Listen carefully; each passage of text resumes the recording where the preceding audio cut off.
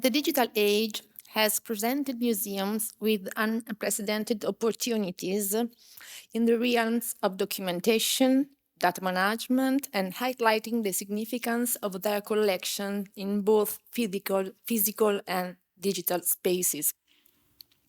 My colleague have eloquently discussed this aspect from various invariable perspectives during these days.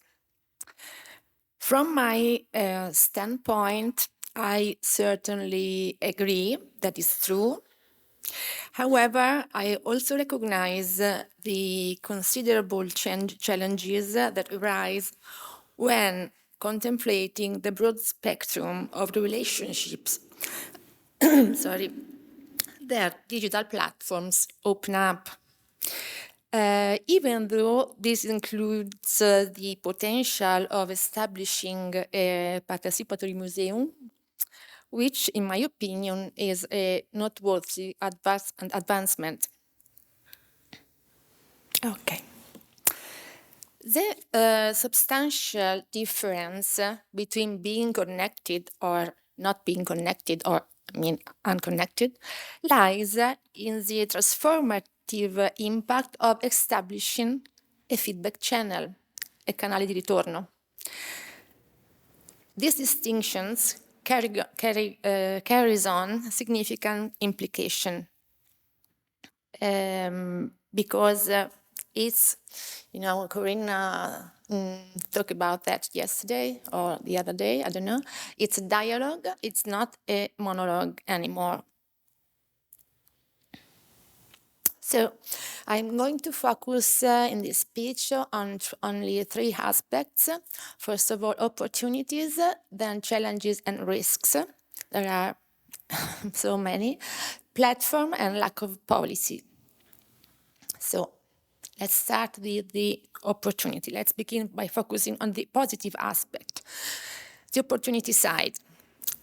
The emergence of social networks has brought about a radical transformation in the dynamics of interaction between people, whatever they are, visitors or not, and cultural institutions. Why? Because anyone now has a voice. Museums are entering into a circular and somewhat democratic relationship with audiences worldwide. And I don't just mean those who physically visit. People now have a channel to establish contact, seek a listening ear, and express their thoughts. Sometimes very creepy thoughts, but a dialogue has begun. Take a look on our numbers that are very huge.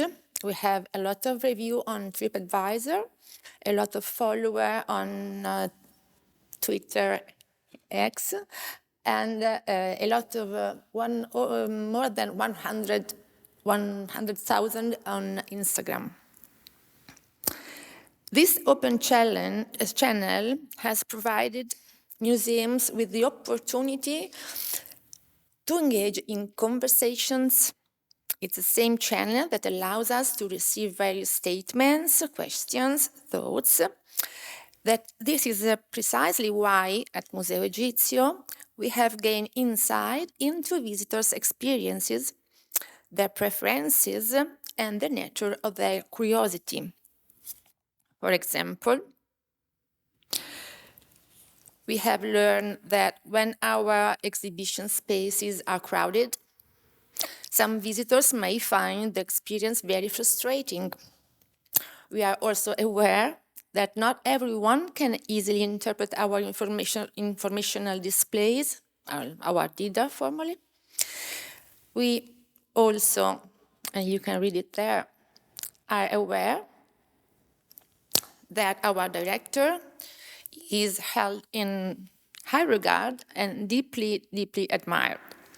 In times of need, people rally massively in support of him. You can see this number on the yellow arrow. They are very, very huge. But This is a funny thing. I asked them to be very kind and polite on behalf of the director on Twitter, and someone was very, very funny.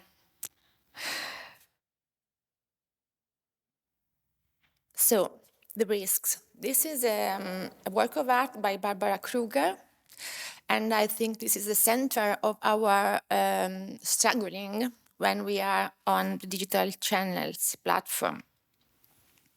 So, however, this shift is giving rise on an ongoing and often challenging revolution, particularly for museums with the diasporic heritage. Why? The introduction of these media, and please let me say we cannot call them new media now. It's a moment to, like they are media at all. So the introduction of this media places museum on an unprecedented platform for connecting with a global audience, geographically, politically, and culturally. So the very nature of these virtual spaces poses unique challenges. While digital presence allows for constant connectivity, it also exposes museums to cultural contexts vastly different from their own, bringing forth interpretations and identity issues rooted worldwide. This alters the context, space, and the community we engage with, along with their aspirations and desire. Vera Geno, she's an Italian sociolinguistic, aptly stated in her latest book, Antidotum, you can see it there, humankind feels the need for tales, but we have to remain lucid about every word we choose to tell the story. She's talking about online platform. Geno emphasized the necessity of being continually woke and sensibly in control, addressing topics ranging from decolonization to gender issues. Carefulness with images, words, human remains, and references to races, religions, or spirituality is paramount. From my personal experience, anyway, I've learned that even when one remains woke, navigating this dynamic landscape involves inevitable struggles and questioning. Let me illustrate two cases of that. This is our Elysia Temple. We were contacted by the Geographical Nubian Society. They expressed interest in contributing to the renovation of our exhibit in the Elysia, on the bounds of the Elysia Temple. Well, they wish to share memories from their relatives, expressing their lingering sadness for their lost landscape. It does not seem like a political claim, but more something like an identitarian need, a community need. However, this raises sensitivity with the Egyptian government. Shall they appreciate this sharing in the Museo Egizio?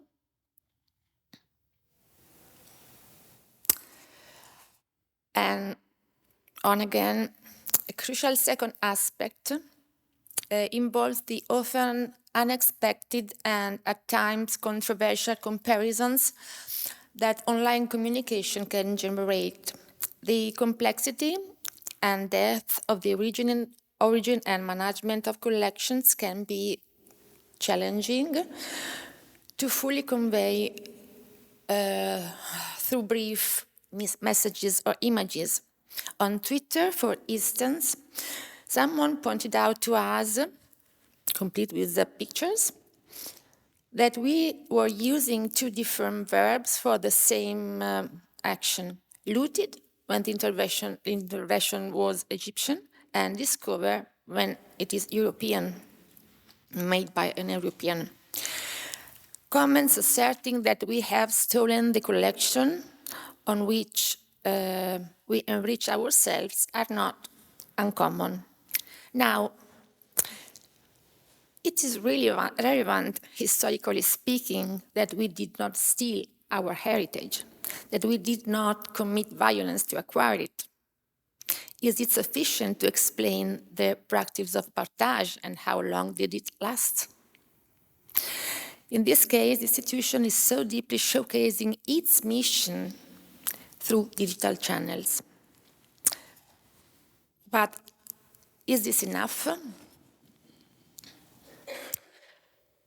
I'd like to remember this one struggling issue.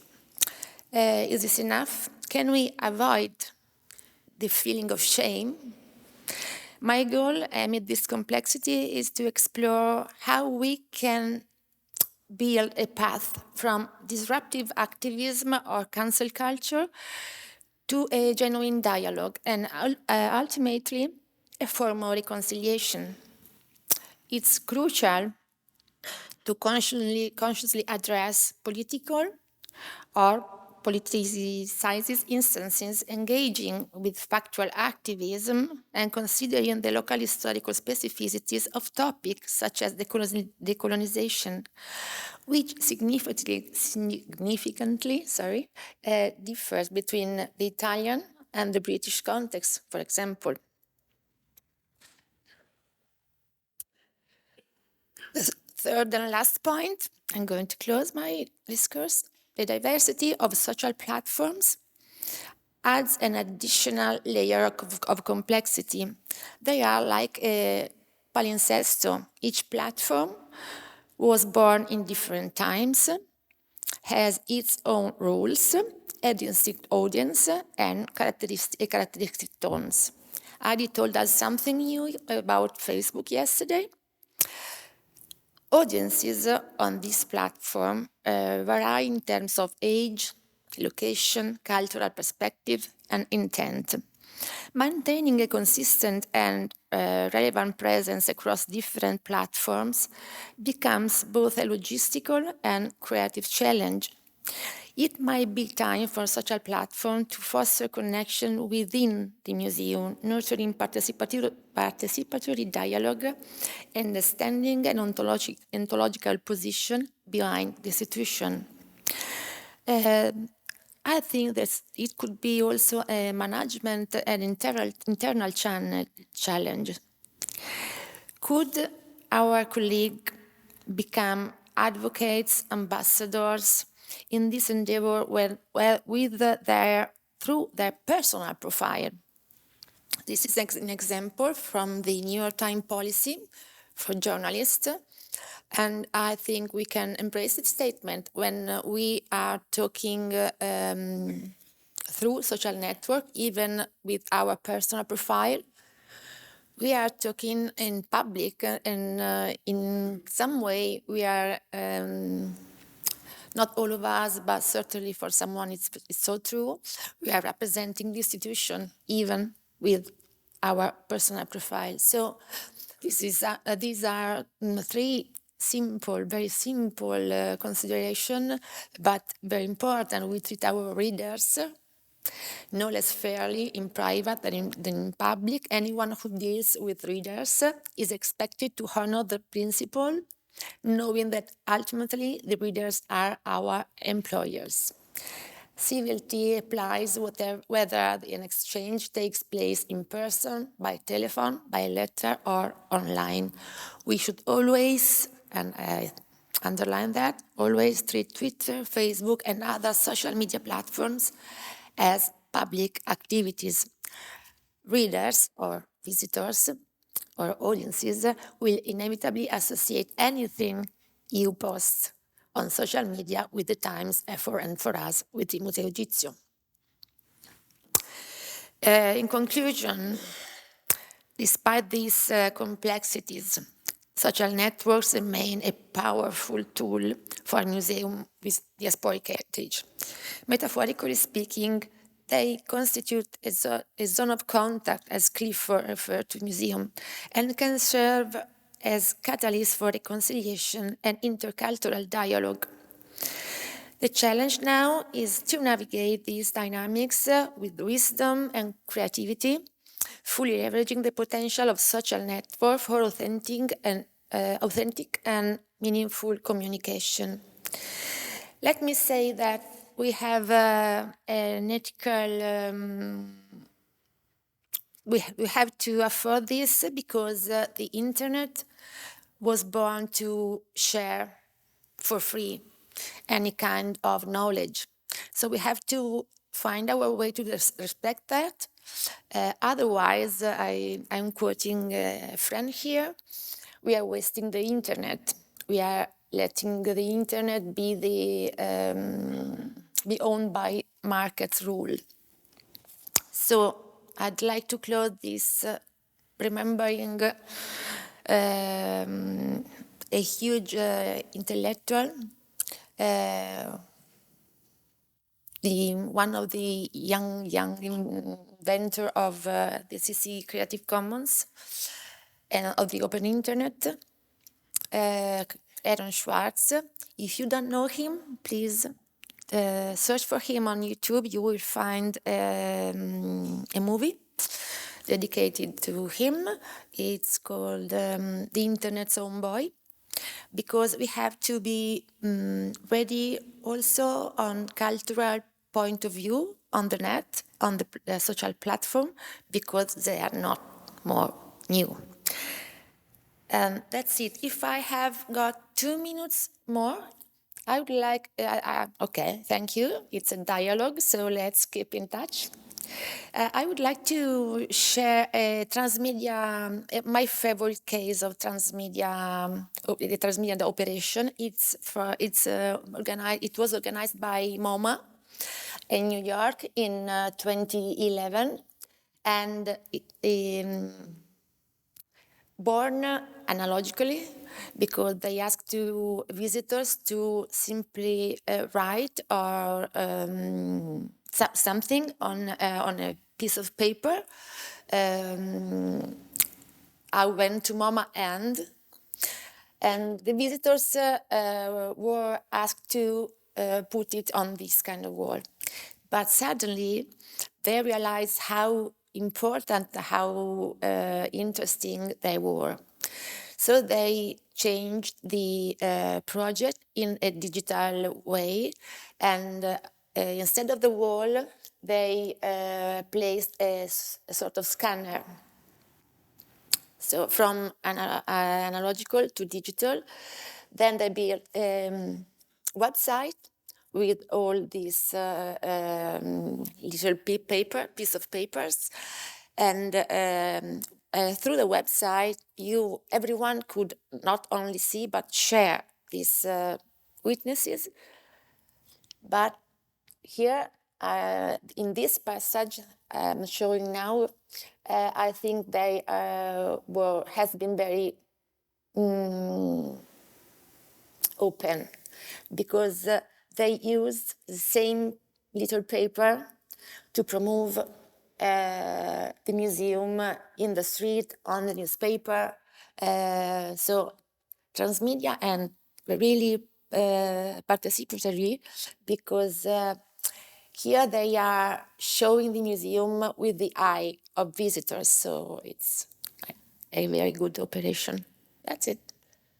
Thank you very much.